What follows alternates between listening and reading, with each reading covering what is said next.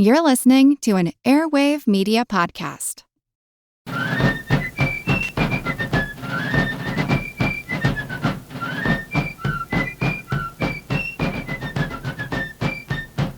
Hello, and thank you for joining the American Revolution. Today, Episode 3, The British Background. So, last week I gave a brief introduction to the colonies. Today I want to go through a brief history covering the same period, but this time from England, so that we all know where they're coming from. Now, British interest in colonization really began to take hold during the reign of Queen Elizabeth I. Elizabeth's father, Henry VIII, had been the king who forced England to convert to Protestantism, and this move separated England from mostly Catholic Europe. Henry had broken with the church in order to divorce and remarry. He said his goal was really to sire a male heir and provide for a stable transition to the next generation. Leaving the Catholic Church, however, created massive instability for England for the next 2 centuries. Many members of the royal family, including several who were in line to inherit the crown, remained Catholics. This led to power struggles. Elizabeth even had her own half-sister, the Catholic Mary Queen of Scots, killed as part of those struggles. The English Protestant Reformation, which Henry began, also led religious radicals pushing the government even further. They argued that the Anglican Church, the one Henry created, remained too Catholic in its doctrine and practices, and they fought for a purer form of Protestantism like Luther and Calvin were promoting on the continent. These so-called Puritans would eventually start the English Civil War and would also be a large part of the colonization movement. During the reign of Elizabeth, many British grew wealthy by raiding Spanish treasure galleons. Piracy was probably Britain's largest cash industry at the time, although when the Queen supported it, they called it privateering. Private adventurers would receive letters of marque from the Queen, authorizing them to raid and plunder ships belonging to whatever country England was fighting at the time. Seeing literally tons of gold and silver and other valuables that Spain brought back from its American colonies, many British adventurers thought it might not be a bad idea to get their own piece of the action. Spain had done its best to explore, conquer, and colonize as much of the Americas as quickly as it could. But after a century, there were still many hundreds of miles of coast that had only seen the occasional explorer and with no real settlements. Deciding that possession of the land through occupied colonies was the path to riches and power, Britain decided to get into the colony game. Armed with a powerful navy, British colonists spread all over the world. North America was only one destination. Others were the Caribbean, India, Africa, and the Far East.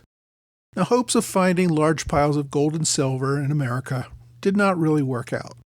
Instead, the colonists focused more on cash crops. Setting up colonies was not easy. These were wilderness areas. Colonists had to cut down forests, clear fields, build towns, all in addition to trying to grow their own food, let alone the cash crops for investors at home. It could be difficult to convince people to pull up stakes, make an expensive and dangerous sea crossing, only to land in a wilderness where starvation, disease, and Indian attack were common ends. England had to populate America to make colonial claims stick against the other European claims. In addition to offering the promise of cheap land and potential wealth, England found that promises of religious freedom was a good lure for many. Essentially, Britain's long-term strategy was to tell lots of people to go settle in North America and be British. In return for this nominal loyalty, the government mostly left them alone, levied no taxes, and did not enforce much of any restrictions. The British provided military and diplomatic support for colonists, but the main benefit to Britain was the hugely profitable trade in raw materials from its colonies. The fact is that the 1600s and early 1700s were turbulent times in Britain. It had neither the time nor inclination to get deeply involved in colonial affairs. The domestic situation took up far too much of its time and attention. When Queen Elizabeth I died in 1603, she left no heirs. That's a major downside of being the, quote, virgin queen. So the next in line was the son of her deceased cousin, Mary Queen of Scots. James was already King James VI of Scotland, which had not yet united with England, He was also a Protestant, unlike his mother. So when James became King James I of England, he would rule over both England and Scotland as separate countries. Although a Protestant, James was a little too tolerant of Catholics, and this enraged Puritan elements within the nobility. James never got along with the Puritans. James also focused on establishing better relations with Catholic Spain, which did not win him any points with the Puritans either. Like many monarchs, James approved of colonization, but did not give it much attention. He allowed private companies to go set up colonies with his approval, but private investors took all the risks and management headaches. He approved the Virginia Company's settlement of British colonies in Bermuda and Virginia, Jamestown being named in his honor. And although he paid little attention, the Plymouth colony in modern-day Massachusetts also commenced towards the end of his reign. Following James's death in 1625, his son became King Charles I and ascended to the throne. From the very beginning, though, things did not go well. For starters, Charles married the 15-year-old daughter of the French king. The fact that the 25-year-old Charles was marrying a 15-year-old girl was no scandal. The fact that she was a Catholic was very much so. The king was trying to develop better relations with Catholic France, but this did not sit well at all with the English Puritans. That the king also appointed Catholics to important positions within his administration only worsened things. Parliament refused to grant the new king any money. By tradition, Parliament would set an annual allowance for a new king, and that would allow him to run his government throughout his reign. In this case, when Charles ascended to the throne, the Parliament refused to grant him any allowance at all until the king addressed their grievances. Now, Charles did not want to address their grievances and tried to summon several new parliaments several times, but could not seem to get an agreeable parliament to meet. In the end, though, he ruled 11 years without a parliament. Now, this was pretty tricky, since the government could not raise money without a parliament. Instead, the king had to resort to legal loopholes to raise money. For example, existing law permitted the king to demand ships from his nobles in time of an emergency. If the noble did not have a ship capable of use in naval service, he could provide money in lieu of a ship. Now, since the king could define whatever he liked as an emergency without challenge, King Charles simply declared an emergency for no reason and demanded ship money from his nobles. The Puritans grew so frustrated with Charles' rule that they left the country and formed the Massachusetts Bay Colony. Charles was happy to be rid of them and granted them a royal charter to go live with the troublesome Pilgrims across the Atlantic in 1630. Charles also granted a royal charter to George Calvert, Lord Baltimore, an influential member of government who inconveniently declared himself a Catholic and was forced to resign from most of his government positions. He eventually thought it best to leave England and received a royal charter to settle the colony of Maryland, named after Charles's Catholic wife, Queen Henrietta Maria. During the same period, other countries took advantage of British neglect. The Swedes set up a colony in what is today Delaware, and the Dutch established a colony in what is now New York. But Charles did not have time to focus on colonies. He had to give his attention to fighting with Parliament. Eventually, those political battles gave way to real military battles in the English Civil War, and eventually Charles lost his head, literally, to parliamentary forces, and England no longer had a king. Following the Civil War, Oliver Cromwell, a former member of Parliament and leader of the parliamentary army that overthrew and executed King Charles, became Lord Protector of the realm. He was essentially a king in all but name for about a decade, from 1649 to 1658. He spent most of his time blocking royalist challenges and subduing Ireland. Cromwell mostly ignored North America. A large number of royalists, however, decided to head over to Virginia during the reign of Cromwell, mostly to avoid punishment for opposing him during the Civil War. Cromwell's death in 1658 saw his son take control.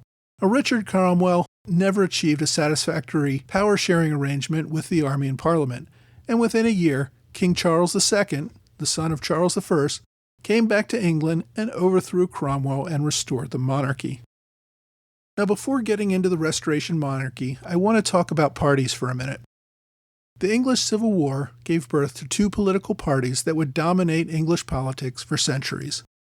The Tory party was the political party of the Cavaliers, the royalists who supported King Charles I during the Civil War and Charles II during the Restoration. The Whig party was the political child of the Roundheads, the Puritans who supported Cromwell and Parliament against the kings. Now, the Roundheads got their name from the fact that they wore short, close-cropped hair, making their heads look round compared to the long flowing manes of the Royalist Cavaliers. One might be tempted to think that starting to wear wigs over that short hair gave rise to the name of the Whig Party, but that is not the case. The term Whig was originally a pejorative term that derived from the Scottish word whigamore, meaning one who wrangled horses, what we would call today a cowboy.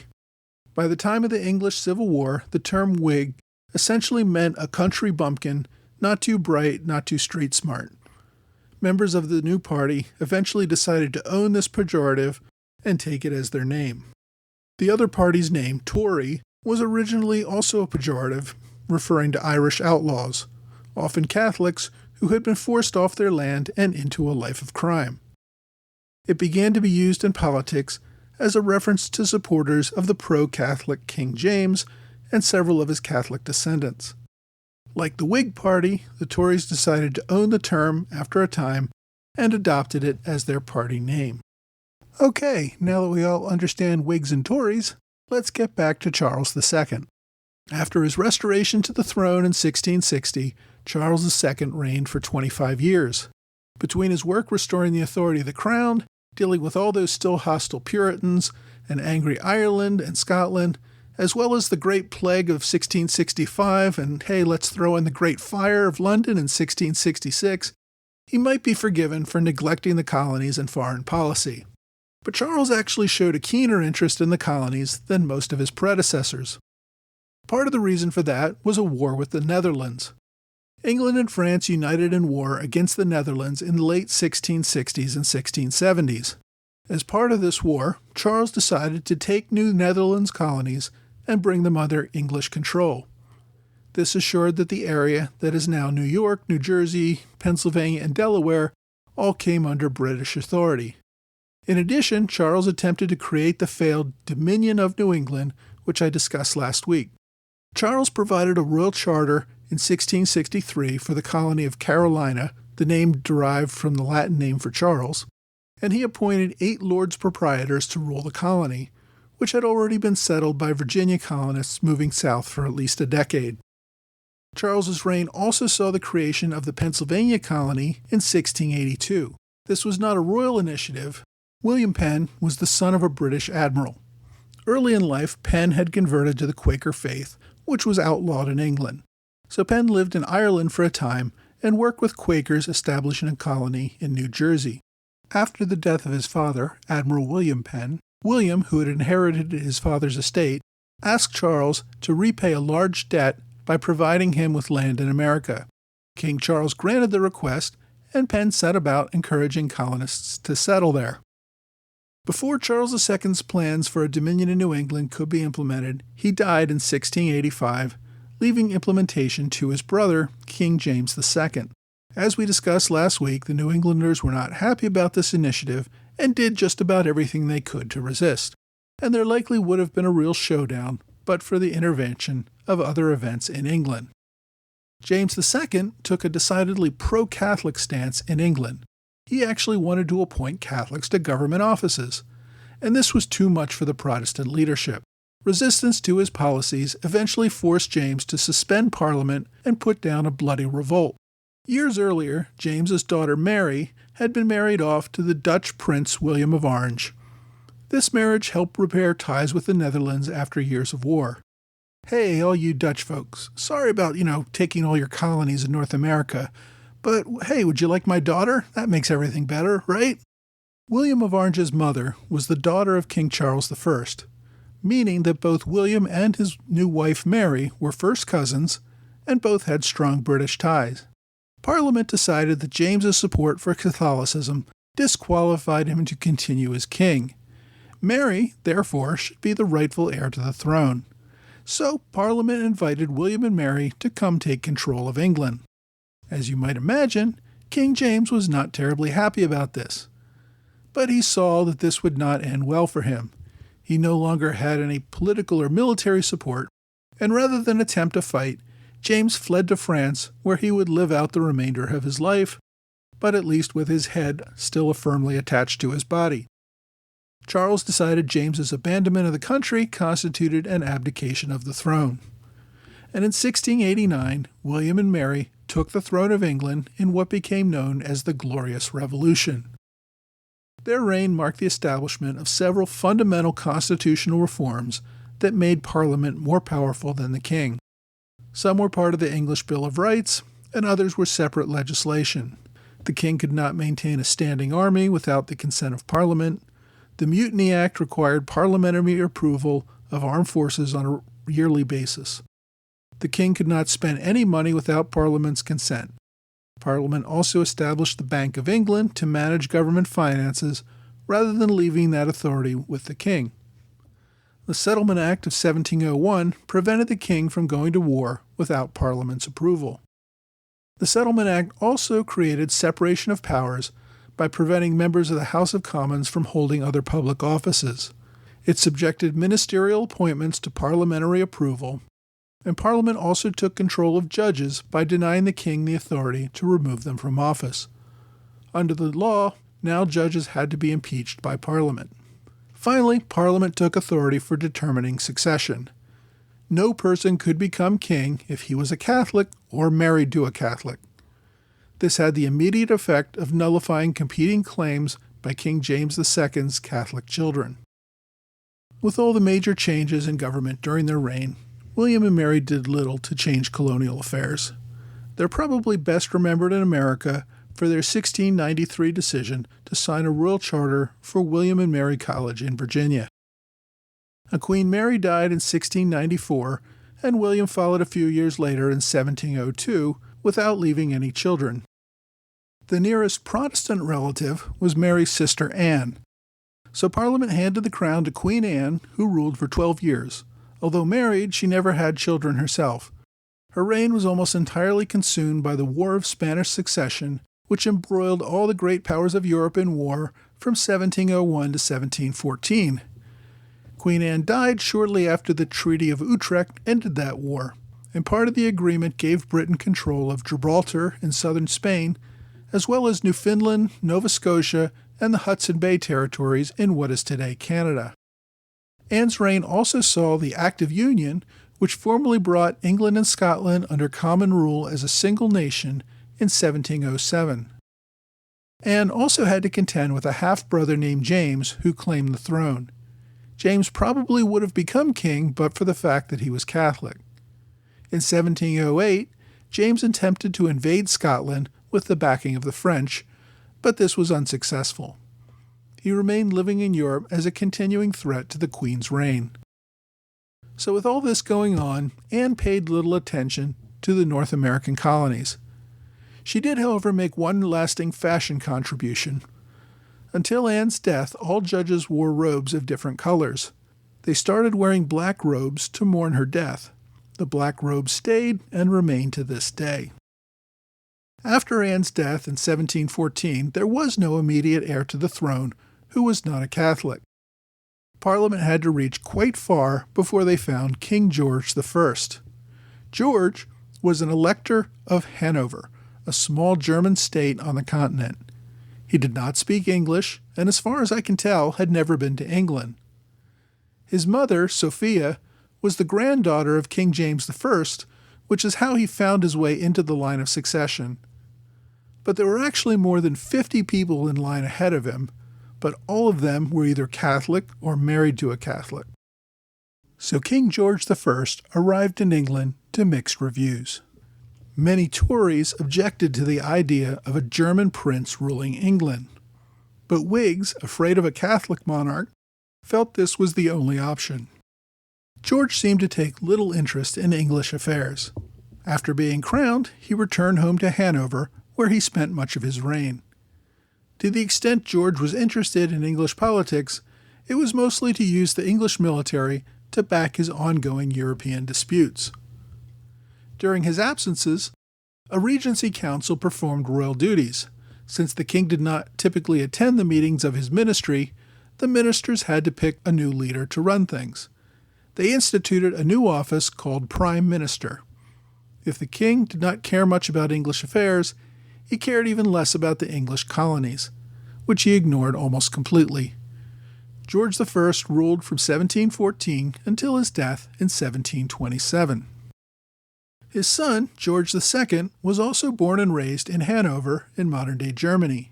He spoke German, married a German wife, and was over 30 years old before it even became clear that his father would become King of England. Also, like his father, he never learned to speak English very well and spent most of his reign far more focused on his rule in Hanover. George II was a little more engaged in English affairs than his father, but that is not saying much. He tended to defer more to his ministers and Parliament, and kept the office of Prime Minister to run things. England embroiled itself in multiple European wars during the reign of George II. The War of Jenkins' Ear merged into the War of Austrian Succession, pitting England against Spain and France in continuing fighting. In 1756, near the end of his reign, England began the 7 Years' War with France. Now we'll discuss this war, also known in America as the French and Indian War, in more detail in future episodes. But aside from the French and Indian War, the American colonies did not get much attention from George II or the Parliament during his reign. Focus was more on Europe. His reign saw the last British colony in North America, though, Georgia, named after the king. James Oglethorpe, a British Army officer, had devoted much of his life to helping the poor of London. Oglethorpe believed that many of the poor people would have a much better life in the New World, so he got royal approval to found the colony. Georgia served as a barrier colony between South Carolina and the Spanish in Florida and the French in Louisiana. With the continuing animosity between the English and the French and Spanish, English control of the area between the two provided a strategic benefit. Georgia began as a charter in 1731 to be run by trustees. But the trustees were unable to develop a viable self-government, and it became a royal colony in 1752. Now, George II died in 1760, allowing his grandson, George III, to ascend to the throne. George III's father, Frederick, had been destined to be king. Frederick, however, died before his father, thus leaving the throne to George III. Now, I plan to discuss George III in much more detail in future episodes, since he will be a primary player in the American Revolution. For now, I just want to say that George was an ambitious king. He wanted the king to be much more than a figurehead. George III also ruled over Hanover like his grandfather and great-grandfather, but unlike them, George III seemed to focus more on England first and Hanover second. Now, I know covering a few centuries of history in these few minutes obviously means that we must leave out a great deal. The key points I want you to remember are that we are generally seeing an erosion of royal power and the rise of parliamentary power. We see the development of limits on government and the acceptance of the idea of constitutional rights. Most importantly, with the continuing internal and external distractions in Europe, we see the American colonies largely ignored. They grow and prosper with little direction from the mother country. Next week, I want to give a brief background on specific tensions between France and England leading up to the war period, as well as an introduction to some of the Native American tribes.